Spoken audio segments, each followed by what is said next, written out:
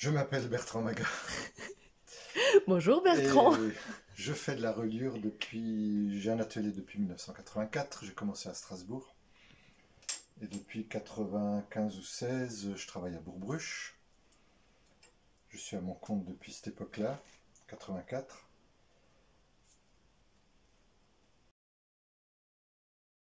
Alors j'ai démarré avec à peu près 100% de particuliers, des livres anciens. Je faisais de la pub dans les librairies de livres anciens surtout. Et par la suite, ça s'est un peu spécialisé vers les éditeurs, imprimeurs, agences de pub, bibliothèques, quelques administrations, de temps en temps un artiste, un photographe ou un architecte. Donc ça a beaucoup diversifié le travail et je me suis équipé pour des travaux un peu différents. Tous les à côté de la reliure, le cartonnage, la dorure à la presse, c'est un peu mon dada. J'ai acheté 5 ou 6 presses à droite à gauche. Et je vais vous montrer comment fonctionne une des presses, si vous voulez.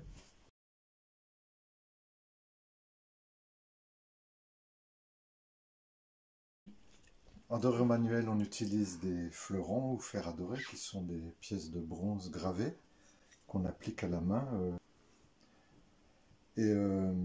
En dorure à la presse, on a des outils comparables, mais c'est des plaques qui sont gravées et qu'on fixe sur un plateau chauffant. Alors je vais vous montrer des plaques. On peut avoir un encadrement par exemple, ou un motif.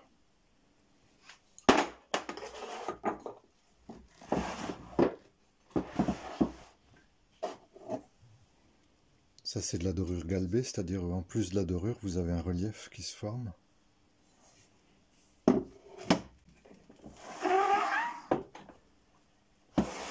Et on a aussi des motifs à coller pour faire des encadrements. Ça c'est style Art Nouveau.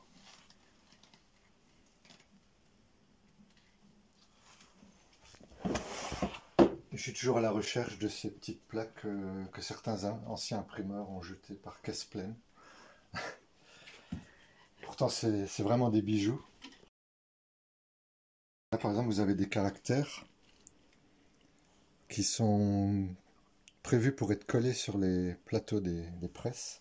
Je vais vous montrer ce que ça donne une fois qu'on a fait une composition. Alors, je vais préparer.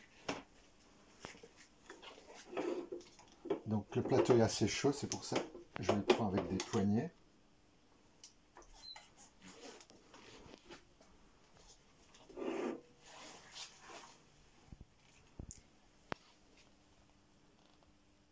Donc chaque lettre est montée individuellement. Voilà. Donc c'est une bonne partie du travail, c'est la composition et le collage des caractères et le réglage de la presse. C'est ce qu'on appelle le calage, hein, comme chez les imprimeurs. Et en fait, la dorure à la presse, c'est un métier à part entière, mais qui n'est plus du tout enseigné en tant que tel. On trouve beaucoup de formations en dorure, mais en dorure à la presse, c'est souvent le parent pauvre. Alors là, je fixe le plateau.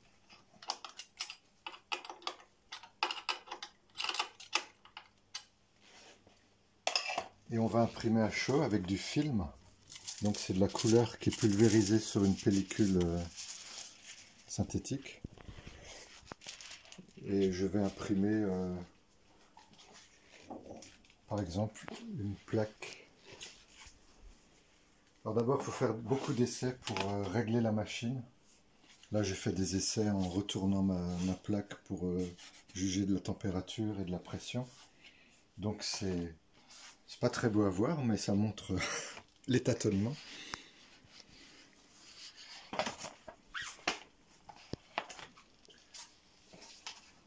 Et là on va voir ce que ça donne.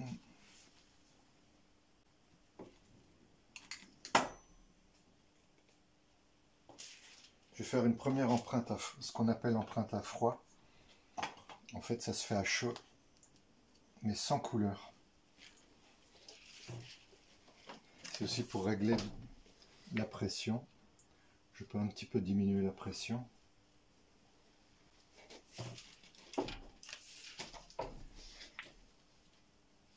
Oui, c'est même pas gradué, il faut vraiment faire ça au jugé. Là, on a une empreinte à froid. En lumière rasante, on la voit assez bien. Mais...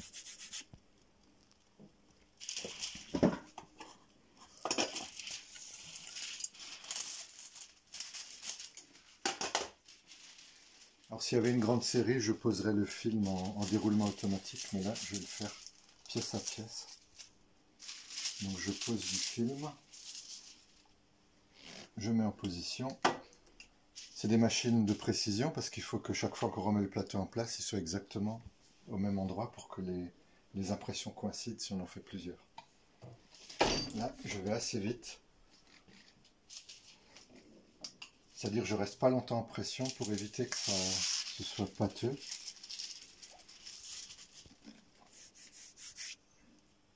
Alors c'est des caractères très anciens. Certains sont plus appuyés que d'autres. Vous voyez celui-là, il est presque parfait. Celui-là, il est empâté. Parce que celui-là était un peu plus usé que celui-là. Donc il est moins haut, donc la pression est un peu moins forte. Je suis déçue que tu ne sois pas parfait. Heureusement, je ne suis pas parfait.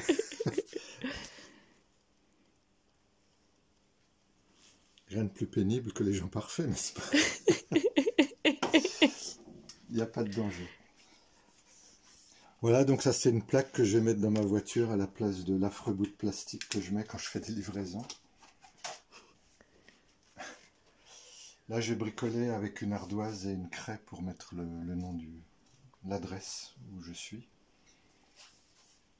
Je vais faire ça pour d'autres artisans aussi. Je vais mettre ça en vente avec un choix de couleurs. Tant qu'à faire.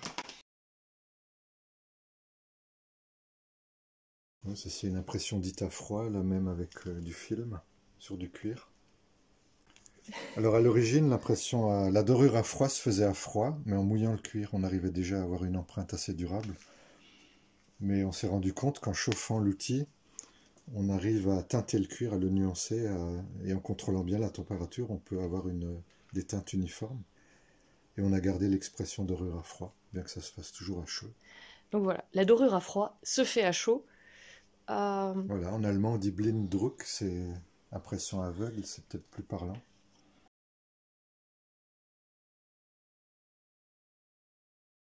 Pour des petits formats, j'utilise plutôt cette presse. Donc pour imprimer, par exemple là je me suis amusé à graver moi-même des plaques et à faire des impressions, des recherches graphiques avec différents matériaux. On peut utiliser tout ce qui supporte la chaleur. J'avais imprimé des petites cartes de vœux en papier marbré maison avec une découpe.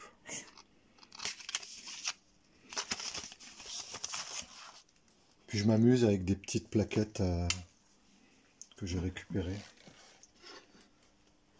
À créer des motifs. Voilà. Donc c'est là aussi, il y a le film qui est sur le même principe. Voilà. Qui déroule.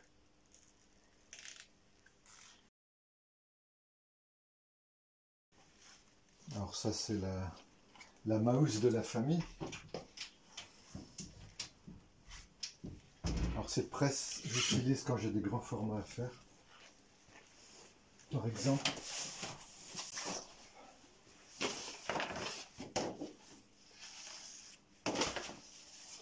j'ai fait des chemises sur mesure. Donc c'était une chemise articulée comme ça. Et donc pour imprimer tout ça, évidemment, il faut une presse un peu plus conséquente.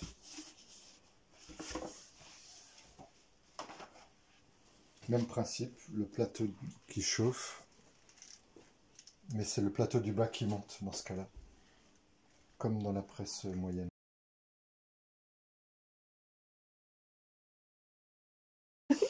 Souvent je dis la Mansfeld parce que c'est sa marque. En Alsace, c'est un très mauvais souvenir, Mansfeld. C'était un général là, des Suédois qui ont massacré la moitié de l'Alsace au XVIIe siècle. Donc tu n'oses pas trop l'appeler? Non, pour moi, c'est vraiment le balancier, parce qu'on appelle ça des balanciers aussi. À l'origine, c'était des volants avec des contrepoids qui faisaient le mouvement de pression. C'est du sport, hein. C'est des pièces assez lourdes à manœuvrer.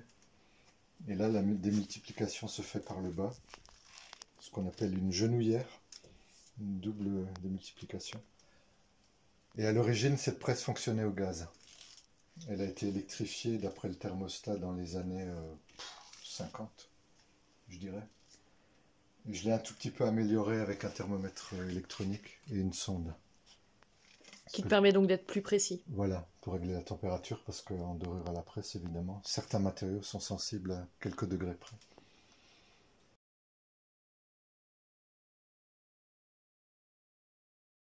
Et c'est un tâtonnement permanent quand on ne connaît pas un matériau et qu'on ne connaît pas un film.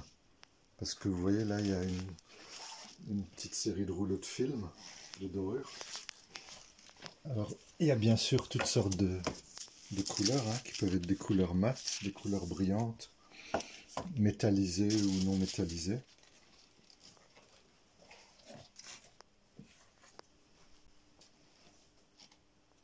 Et en plus, il y a des films différents selon les matériaux. Et les films ne réagissent pas de la même manière Voilà. en fonction... Alors, il y a la température qui change, la durée de pression et l'adhérence sur tel ou tel matériau. Par exemple, sur le cuir, on ne peut pas utiliser un film prévu pour le synthétique. On n'est pas sûr que ça tiendra. Pour le cuir, il y a des films spéciaux dont on sait qu'ils ne vont pas réagir à l'oxydation, par exemple, due au gaz que le cuir dégage presque toute sa vie. C'est une machine qui est conçue pour les titres. Là, on assemble des caractères. Et c'est cette partie qui chauffe, c'est articulé avec un levier. Et le film, on le déroule à la main à chaque impression.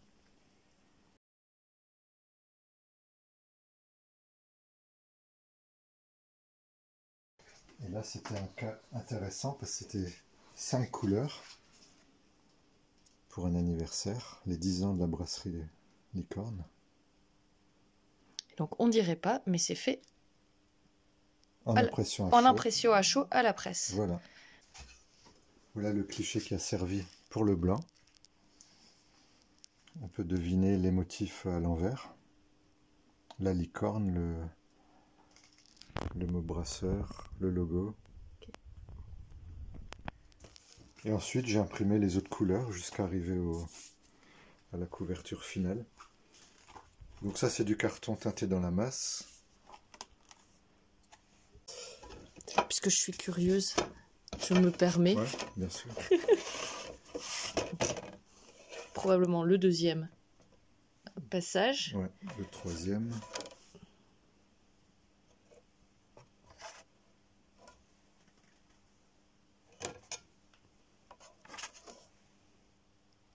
Et la version finale. Oui, l'atelier est à Bourg-Bruche, donc c'est entre Schirmeck et Saint-Dié-des-Vosges. C'est dans le massif vosgien, dans la vallée de la Bruche. Un coin absolument magnifique pour travailler et pour se balader et pour venir me voir, ça vaut le déplacement, tout simplement.